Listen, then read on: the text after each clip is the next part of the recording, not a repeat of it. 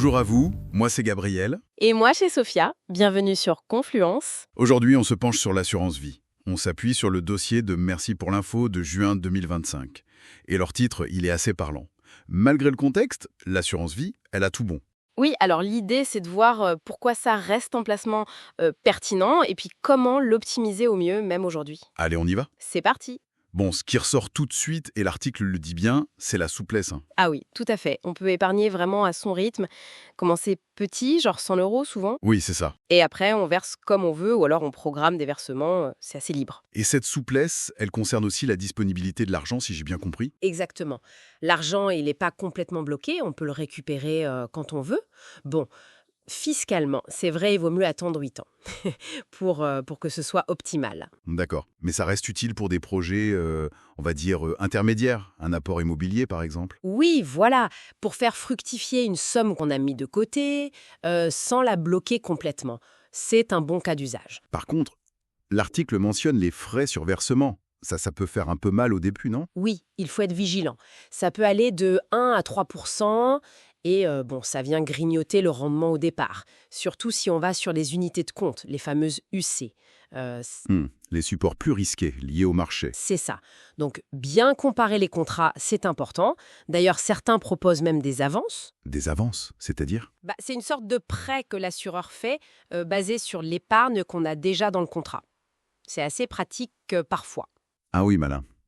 L'article parle aussi de la garantie plancher. C'est quoi exactement? Alors ça, c'est une sécurité importante en cas de décès de l'assuré avant un certain âge, souvent 75 ou 80 ans. Même si les marchés ont baissé, eh bien les bénéficiaires sont sûrs de récupérer au moins le total des versements effectués. Bon, souvent avec un plafond, mais c'est rassurant. D'accord. Une protection intéressante. Et si on compare vite fait avec le PER, le plan épargne-retraite? Alors, l'assurance vie, elle est plus universelle, accessible à tout le monde, même les mineurs, et il n'y a pas de plafond pour les versements. Et surtout, l'argent reste dispo, quoi. Contrairement au PER qui est vraiment bloqué jusqu'à la retraite, sauf cas très précis. Voilà, c'est la grosse différence en termes de disponibilité. Pour les supports d'investissement, par contre, c'est assez similaire, on trouve de tout dans les deux. Venons-en à la fiscalité. C'est souvent là que ça se joue. L'article insiste beaucoup sur le cap des 8 ans. Oui, après 8 ans, ça devient très avantageux pour les retraits. Enfin, pour la partie gain des retraits. Il y a un abattement annuel, c'est ça, hein? Exactement. Un abattement sur les plus-values qui est de 4 600 € pour une personne seule D'accord. et le double, 9 200 € pour un couple marié ou pacsé. Et au-delà de cet abattement? Alors, si on dépasse, les gains sont taxés à 7,5 %. Attention, petite condition, il faut que le total des versements nets sur tous les contrats soit sous 150 000 €. Ah d'accord. Et sinon? Sinon, ou si on ne choisit pas le 7,5 %, c'est le taux de 12,8 %, ce qu'on appelle le PFU, le prélèvement forfaitaire unique. Et avant 8 ans, c'est ce PFU de 12,8% qui s'applique d'office sur les gains UI. C'est ça. Ou alors on peut opter pour l'imposition au barème de l'impôt sur le revenu si c'est plus intéressant, mais c'est souvent le PFU. Une petite info pratique que j'ai notée dans l'article. Si l'assureur tarde à payer après une demande de rachat, Ah oui, ça c'est bon à savoir. il y a des intérêts de retard qui courent. Le taux légal, qui était à 3,71% début 2025 apparemment, il est majoré de moitié après 2 mois, et puis il est même doublé ensuite. Bon, ça peut aider à accélérer les choses, effectivement. Un autre point qui m'a semblé assez stratégique, c'est l'idée d'avoir plusieurs contrats d'assurance vie. Oui, tout à fait, ça peut paraître un peu contre-intuitif, mais c'est souvent une bonne stratégie. Pourquoi donc? C'est pas plus compliqué à gérer? Pas forcément. L'article donne plusieurs raisons, et elles sont assez logiques en fait. Premièrement, ça permet d'accéder à plus de supports d'investissement différents. Ah oui, parce que chaque assureur a son propre catalogue en quelque sorte. Exactement. Deuxièmement, on peut dédier chaque contrat à un objectif spécifique, genre un contrat très sécurisé avec du fonds euro, Mhm.